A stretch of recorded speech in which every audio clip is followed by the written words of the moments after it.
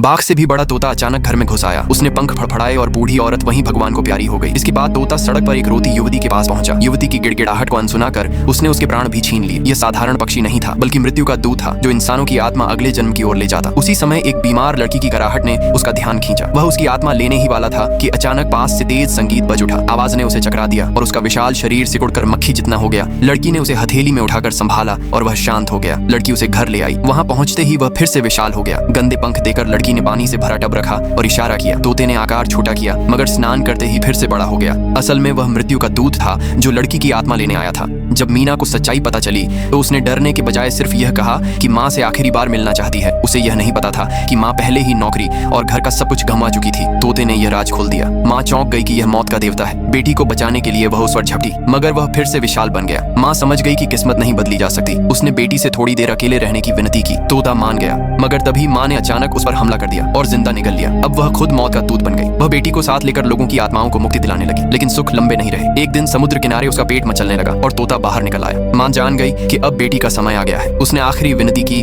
कि बच्ची घर पर उसकी गोद में शांति से विदा ले। तोता इस ममता से पिघल गया। मीना अपने बिस्तर पर माँ की गोद में शांत हो गई। माँ के दिल में गहरा दुख था, मगर उसने बेटी को उसकी छाही स्वतंत्रता दे दी।